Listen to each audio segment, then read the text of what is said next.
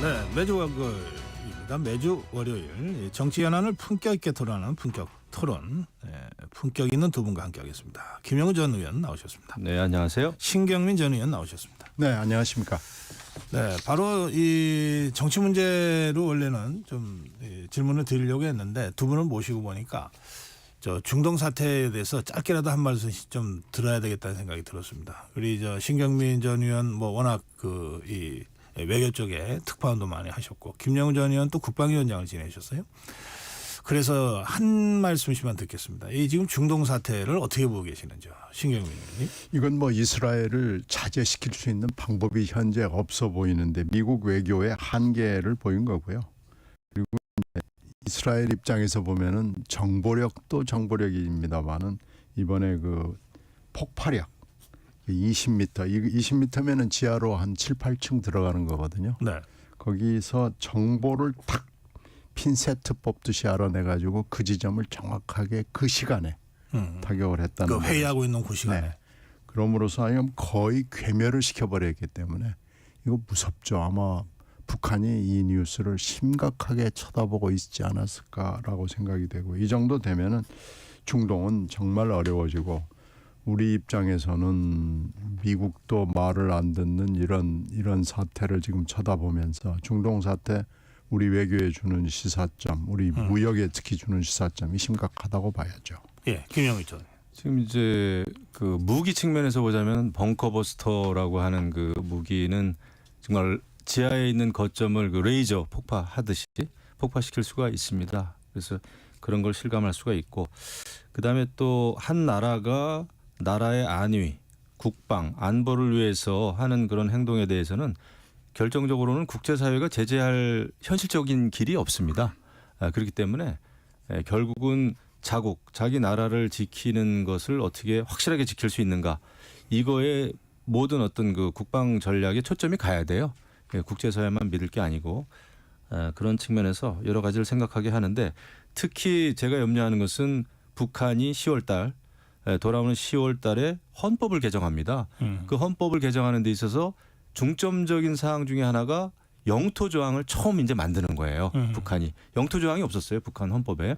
근데 지난해 12월 달에 북한 김정은이 영토 조항을 만들라라고 지시를 했고, 그다음에 적대적 두 개의 국가론을 들고 나오지 않았습니까? 이게 정상적인 두 개의 국가론이 절대 아니라는 거. 적대적 국가론을 들고 나왔고, 전쟁이 일어나면은 그 남한 전역을 점령하겠다라는 공표를 했습니다. 그래서 우리가 굉장히 긴장해야 되고, 북한이 영토 조항을 만들면 서해라든지 이런 데서 이제 우리의 NLL을 완전히 무시하고 국지적인 도발을 할 가능성이 굉장히 높아졌다.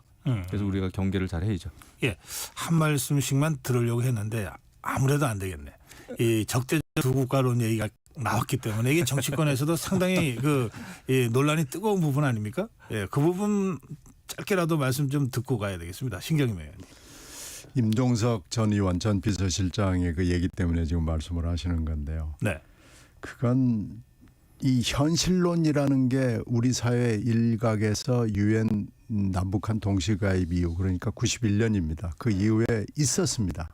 그러나 이 적대적 국가론을 북한이 얘기한 이후에 이렇게 뭐 평화 이렇게 얘기하면서 이 전 실장이 나오는 건 좀 설익은 거예요. 근데 이제 본인의 위상, 본인이 지난번에 성동구에 나오려다가 비명 행사 그 케이스에 걸려가지고 못 나온 거 아니에요. 그러면은 그때 사실은 뭔가 좀 정치력을 발휘할 수 있는 일을 했어야 되는데 그때 못했습니다. 그리고 지금 이 시점에 9.19 이 시점에 문재인 대통령도 참석하고 민주당 의원들 또 제야가 다 있는 상황에서 그 얘기를 하는 건 무슨 말인지는 알겠는데 적절한 시간이 아니고요. 지금 현재 적절한 논리도 아닙니다. 예. 그렇죠. 지금 임종석 전 실장이 북한 김정은이 얘기하는 두 개의 국가론을 굉장히 지지해주는, 지원해주는 그런 격이 됐어요. 그러니까 김정은의 주파수에 어떻게 보면은 장단을 맞추는 격이 됐는데, 북한 김정은이 두 개의 국가론을 들고 나오면은 앞으로 우리가 북한 주민들의 인권 문제나 이산가족 상봉 문제나 그다음에 여러 가지 그 북한의 여러 가지 도발에 대해서 한마디 하면은 북한은 두 개의 국가인데 이거 내정 간섭이다 말이죠. 이렇게 나옵니다. 그러니까 국제사회에서 북한의 여러 가지 어떤 반인륜적인 그런 행태에 대해서 제재를 한다든지 간섭을 할 수가 없는 거죠. 그걸 노리는 겁니다. 그리고 궁극적으로는 북한이 두 개의 국가론을 들고 나옵니다마는 결국 궁극적으로는 적과 통일이거든요. 그거를 포기해 본 적은 없습니다.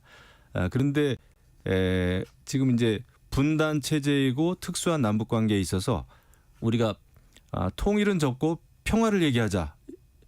이렇게 이제 임종석 전 실장이 얘기했는데 그거는 눈 가리고 아웅이죠. 우리가 평화를 얘기한다고 해서 평화가 오는 게 아닌데 그러니까 현재 분단 체제를 완전히 그냥 눈 감아주고 예. 이게 현실 인식이 완전히 동떨어져 있지 않나 이런 생각을 하죠. 알겠습니다. 예. 이 문제는 뭐 사실 국민적으로 그 관심 갖고 지켜봐야 될 주제이긴 합니다만 오늘은 이쯤 두 분의 말씀 듣는 걸로 마무리하고 국내 정치 상황으로 좀 가보겠습니다. 그 김영우 의원님, 네.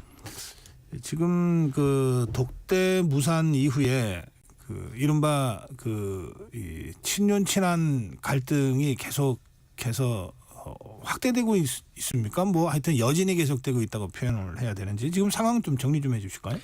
제가 볼 때 이 여권 내부에서 이 윤한 갈등, 그러니까 윤석열 대통령과 한동훈 대표의 갈등, 윤한 갈등이 이게 참 어떻게 벗어날 수 없는 이 드라마의 주제곡처럼 계속 지금 배경음악으로 깔리고 있어요. 이런 상황에서 이제 친윤계, 뭐 친한계 인사들이 여러 가지 좀 공격적인 그런 발언을 하면서 갈등이 계속되고 있다 생각합니다. 그런데 이 친윤 친한, 그러니까 윤한 갈등이 사실 심각해요. 이게 총선 이전에서부터 총선 이후에도 계속지게 사그러들지가 않고, 근데 이것이 정치적인 사안에 대해서 윤석열 대통령과 한동훈 대표가 조금 다른 생각을 하는 그 정도가 아니고 정치적인 이견이 아니고 이게 정서적이고 감정적인 부분까지 섞여 있는 게 아닌가 이런 생각을 합니다. 특히 어떤 그 김건희 여사 문제라든지 이런 거에 있어서 서로 입장이 좀 다르고 또 이게 이제 가족 문제고 부부 문제다 보니까 이 문제를 놓고 속 시원히 얘기할 수가 없는 이런 상황이 아닌가 싶어요. 주변에서 조언을 하기도 어려운 문제고 결국은 윤석열 대통령과 김건희 여사의 어떤 결단이나 결심 이런 게 아니면은 아마 이런 문제는 해소가 되기가 굉장히 어려운 상황이기 때문에 이게 지금 끝까지 가는 것 같습니다. 어쨌거나 국익을 위해서는 뭔가 그래도 좀 결단을 해야지 이거 만찬이라든지 아니면 독대라든지 이런 게 주제가 돼가지고 국민들 또 당원들을 불안케 해서는 안 된다. 예, 지금 생각하죠. 갈등이 상당히 좀 심각하고 뿌리 깊은 것 같다. 네. 이렇게 이제 분석하셨어요. 그래서 이제 제가 추가 질문 지금 드리고 말씀드릴게요. 지금 그 김건희 여사 특검법 이제 재의결로 갈 것 같은데요. 그 경우에 이제 더불어민주당 쪽에서 나오는 얘기가 김건희 여사 특검법은 재의결 가능성이 좀 높아진 것 같다 이런 얘기도 나오고 또 한편으로 국민의힘 안에서도 야 이러다가 진짜 재의결 될 수도 있는 거 아니야 이런 얘기도 일부 나온다고 하는데 네. 그 부분은 어떻게 생각하세요? 지금 저는 8명이 그 반란표죠. 그러니까 어떻게 보면 국민의힘 입장에서 넘을지 안 넘을지 확신할 수는 없지만 뭐 쉽게 넘기는 어려워요. 아직까지 제가 볼 때는. 아무리 갈등이 있다 하더라도. 아직은. 예. 근데 상당히 임계점까지 온 거는 사실이고 지금 이게 이제 피로도가 지금 쌓이고 있지 않습니까? 그리고 이게 이제 다가오는 국감에서 국정감사에서 어떤 그 예를 들면 의혹을 떠받쳐주는 증거 같은 게 뭐 공천 개입이 됐든 인사 문제든 이런 거에 있어서 뭔가 또 나오면 분위기가 좀 반전될 수는 있겠죠. 근데 예. 아직까지는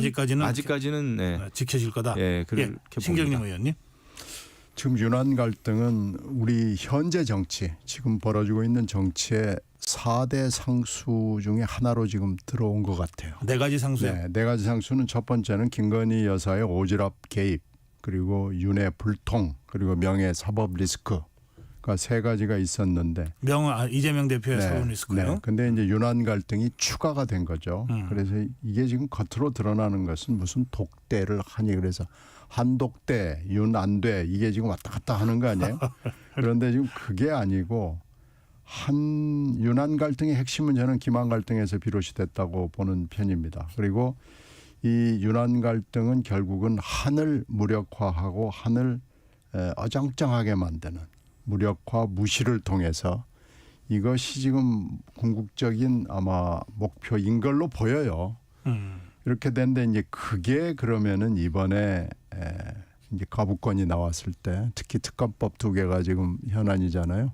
거부권이 나왔을 때 그러면 이게 국힘당에 영향을 줘서 통과가 재표결에서 통과가 돼버리냐는 게 지금 또 현안이잖아요. 네. 이번 주에 현안이죠. 이번 주에 궁극적으로 거부권과 재표결은 일어날 거니까요. 언젠지는 지금 뭐 전혀 모르겠습니다만은 주말일지 그건 잘 모르겠어요.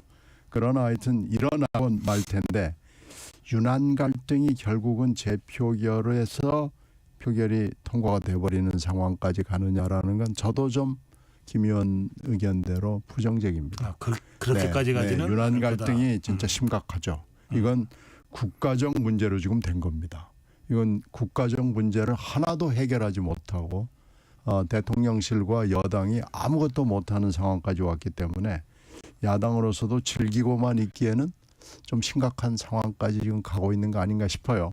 그럼에도 불구하고 윤안 갈등이 거기까지 진행이 될 것 같지는 않습니다. 물론 지금 국힘당 의원들이 좀 불안하고 어정쩡하고 언제까지 우리가 김 여사를 방어를 해줄 수 있을 것인가라는 거 회의적인 건 맞는 것 같아요. 그럼에도 불구하고 이번 주는 넘어가지 않나 싶습니다. 예. 그럼 이어서 지금 그 더불어민주당과 야권에 더해서 그 여러 진보 사회 단체들이 지난 주말에 그 사실상 탄핵 집회를 시작했다 이렇게 그렇죠. 보도를 다들 하지 않습니까? 본격적으로 들어간 거죠. 네. 그러면서 이제 국정감사도 김건희 국감으로 간다. 이게 이제 야권의 전략이고요. 이 상황은 어디까지 갈 것 같습니까, 신경임 의원님? 그래서 뭐 어디까지 갈 거는 전적으로 여당에 달려 있고 대통령한테 달려 있죠. 그리고 김 여사한테도 달려 있죠. 그래서 그 상황 관리는 물론 야권이 막 거리에서 시끄럽게 하는 것만은 아닐 거예요. 서로 지금 영향을 주고 있기 때문이에요. 근데 지금 현재 10월 달은 어차피 김건희 여사의 달입니다. 10월 달은 온갖 지금 여러 가지 스캔들 내지는 비리와 관련해 가지고 국감에서 매일매일 여의도를 중심으로 해서 김건희 여사에 관련된 것들이 엄청나게 소란하게 나올 거예요. 이것이 이제 어디까지 진행이 될지는 사실은 아무도 짐작을 하지 못하고 나온 증인들이 또 무슨 얘기를 하느냐에 따라 달려 있다고 봐야 되고요. 이걸 또 파헤치는 야당 의원들의 실력에도 달려 있고요. 너무나 변수가 많기 때문에 예측을 할 수 없습니다만은 지난 주말에 11곳 전국 11곳에서 탄핵 집회, 규탄 집회가 열렸습니다. 이건 심각한 겁니다. 10월 달 어떻게 될지 지금 제가 말씀드린 대로 빤하잖아요. 그러면 11월 달이 어떻게 갈지도 사실은 짐작이 돼요. 이렇게 되면 연말 연시가 거의 지금 짐작이 되는 상황에서 좀 일부 야당 인사들이 모인 것이고 거기에 부안해동하는 국민들이 모였다. 이렇게 치부해 버리면 그건 윤 대통령이나 여당의 착각입니다. 이건 심각합니다. 네, 김영우 의원. 제가 볼 때 이제 야권은 2017년 그 상황을 만들기 위해서 지금 이제 작업을 할 겁니다. 그러니까 뭐 며칠 전에 그 민주당의 강득구 의원 같은 경우에는 국회의원회관에서 탄핵의 밤이라는 행사도 열지 않았습니까? 그러니까 이제 국회의원들이 국회에서 하다가 안 되면은 거리로 나가는 경우는 있지만 그 거리 집회를 하는 그런 그 어떻게 보면 아스팔트 시민단체를 국회 내로 끌어들이는 거는 정상은 아니거든요. 그걸 국회를 더욱 변질시키는 건데 그런데 이런 상황이 벌어지는 그 근저에는 민주당을 포함한 그 야권에서는 그 대통령 임기 못 채우게 하겠다, 탄핵하겠다라는 게 바탕에 깔려 있는 것 같아요. 이젠 네. 처음에는 그래도 어떻게 탄핵이라는 말을 입에 올리느냐 좀 자중하는 분위기가 있었죠. 민주당 최고위에서도 그렇고. 그런데 이제는 아예 그게 일상 용어로 가는 것 같습니다. 그게 이제 이재명 당대표의 사법 리스크도 있겠고 여러 가지 이제 원인이 있을 텐데 시간과의 싸움이다 보니까 이렇게 가고 있는데 그래서 지금 한 치 앞을 전망하기 어려울 정도로 이제 강대강 대치로 더욱 갈 것이다. 국정감사가 큰 변곡점이 될 겁니다. 2016년 가을 그때 국정감사 때도 사실 그때 이제 여당의 입장에서 국정감사를 보이콧한 적이 있었잖아요. 그래서 그런 상황까지는 가지 말아야 되는데 아무튼 국정감사가 어떻게 지금 진행이 될지 그게 지금 제일 이제 관전 포인트 같은데 이제 야권에서도 의혹 제기만 하기보다는 뭐 증거가 있으면 증거를 이제 내놔야 되겠죠.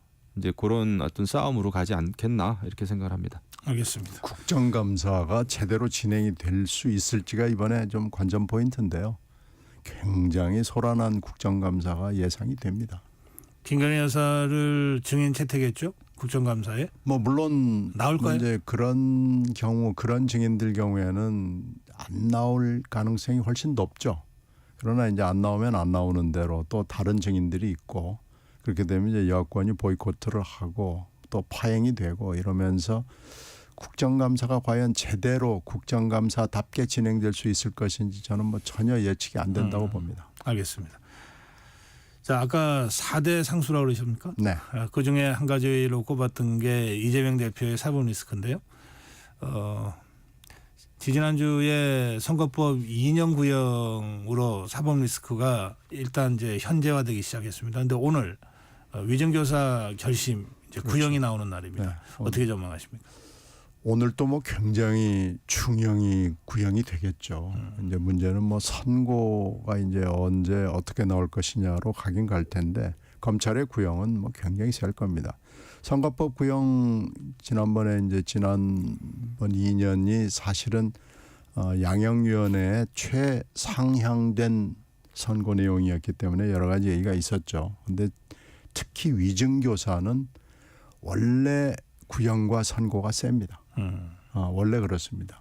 무고죄는 수사기관을 애먹이는 거고 위증교사는 사법기관을 무력화시키는 거기 때문에 사법기관들이 모두 다 중하게 생각하는 범죄인 건 맞습니다. 특히 이 위증교사는 똑 떨어지는 전형적인 위증교사의 행태를 보이고 있거든요. 예. 그렇기 때문에 아마 검찰 쪽에서는 굉장히 센 형을 오늘 구형하게 될 것으로 보여요. 오늘 오후에 이제 2시 넘으면 바로 시작이 되는데 이게 아마 굉장히 여권에나 야권에나 정치권에나 그리고 이재명 대표 본인에게 충격적인 구형량이 되지 않을까 싶습니다. 네. 이 위증교사 이 건은 이제 그 검사 사칭과 관련된 그 허위 증언을 교사했다는 거거든요. 그리고 비교적 여태까지 나온 바에 의하면 언론에 보도된 바에 의하면 상당히 좀 똑 떨어지는 거 아닌가. 증거가 좀 굉장히 분명하고 굉장히 좀 깔끔한 게 아닌가 이런 생각이 드는데 그것 때문에 그 구형도 상당히 좀 세게 나올 것 같아요. 그리고 이 형법상 위정교사는 금고 이상 형이 확정되면은 이제 5년 동안 네. 그 선거에 나설 수가 없게 됩니다. 그래서 이게 이제 선거에 미치는 영향도 있겠고 민주당 내에 미치는 영향도 있을 것 같아요. 그래서 민주당 내에서도 한 차례 좀 크게 술렁일 가능성이 있다.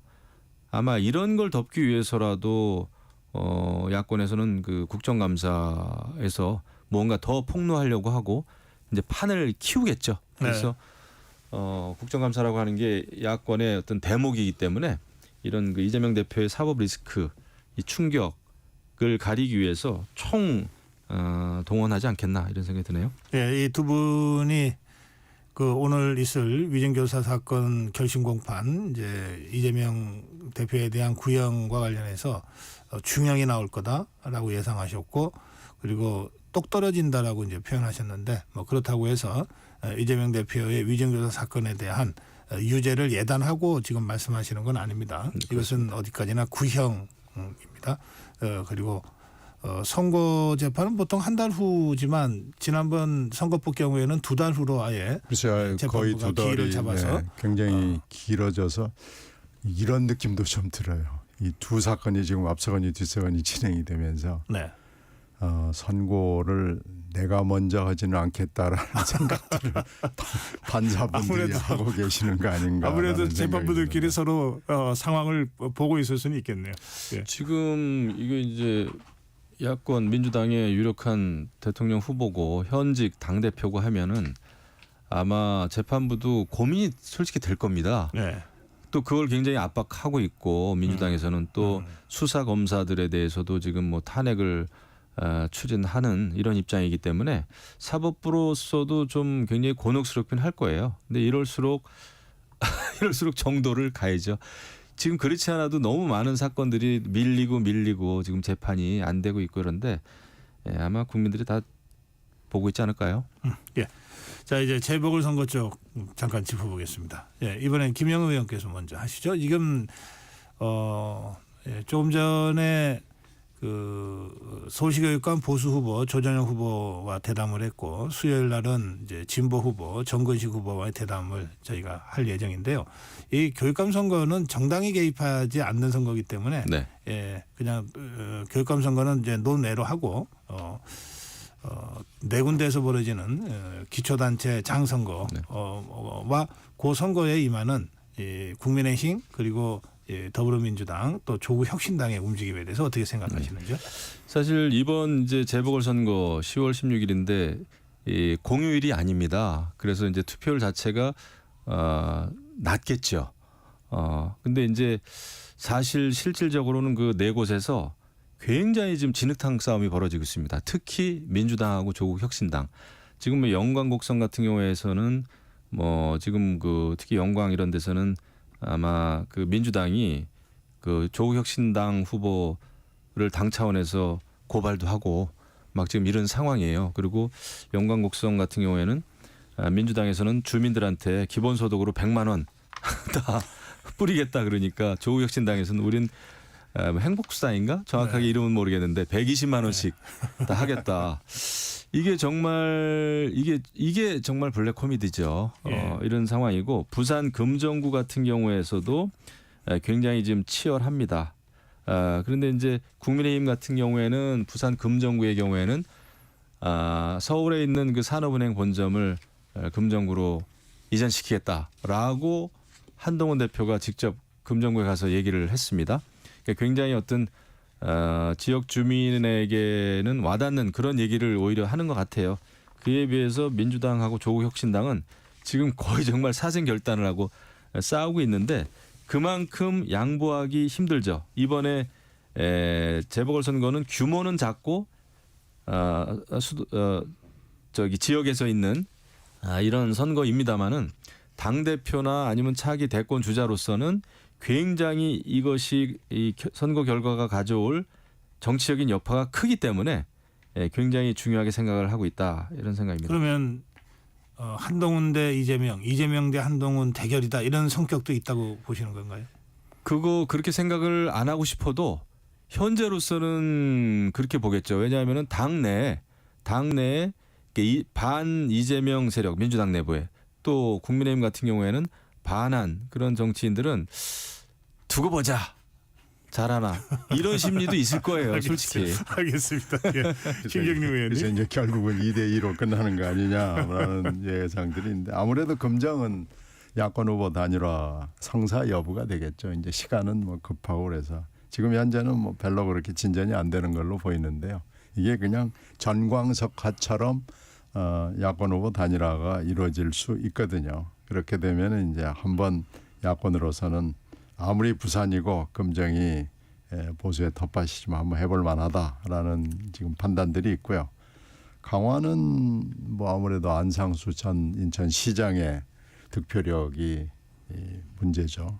근데 복당은 없다고 한동훈 대표가 여러 번 얘기를 했지만 복당은 없다고 얘기하고 항상 복당되는 경우가 많기 때문에 만약에 안상수 후보가 이제 득표력을 보이기 시작하면 이게 이제 변수가 될 수 있다는 거고요. 이제 문제는 영광인데 영광은 지금 야권 후보 그러니까 조국혁신당과 민주당 후보 사이에 소송전도 나오고 지금 뭐 굉장히 시끄럽습니다. 여기 지역에서 일어나는 일이라 서울에 관심이 없는데요. 지금 조국혁신당으로 나온 분이 민주당 경선에 거의 막판까지 있다가 드랍을 했어요. 근데 이게 이제 왜 그러냐면 끝까지 가면은 후보 자격이 없으니까 이제 안 될 것 같다는 뭐 판단이 있었겠죠. 네, 그래서 경선 후보, 일단 뛰어들면은 이제 못 뛰어들어서 나오니까. 경선까지 다 가면은 안 되니까 마지막 순간에 나 경선 그만둘래요 이렇게 해서 나온 건데 이거 가지고 지금 이제 서로 논란이 있습니다. 그래서 지금 현재는 이제 이 부분. 근데 현재 영광의 민주당 후보는 거의 이제 토착해서 군의원, 도의원까지 한 분이 후보가 된 거고 조국혁신당 후보는 이분이 이제 여러 번 국회의원 출마를 했습니다. 근데 영광에서도 나오고 서울서도 나오고 그랬어요. 그러니까 이제 로컬 그 지역과의 연계성은 조금 약한 거 아니냐라는 거 있는데 이제 그러다가 보니까 서로 이제 후보 자격 또 후보의 흠결 문제가 있어요. 뭐 네. 정과 문제도 왔다 갔다 해서 이게 지금 여론조사가 최근에 건 없습니다만은 조금 전에 걸 보면 굉장히 비슷비슷합니다.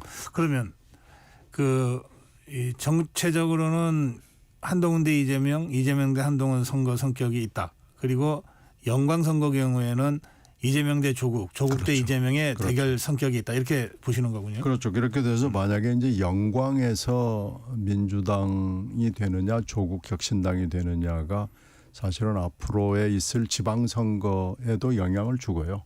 앞으로 여의도 정치권에서의 그 위상도 영향을 주고 이러기 때문에 영광 선거는 정말 영광을 누가 가져가느냐 하는 굉장히 중요한 선거로 지금 돼 있습니다.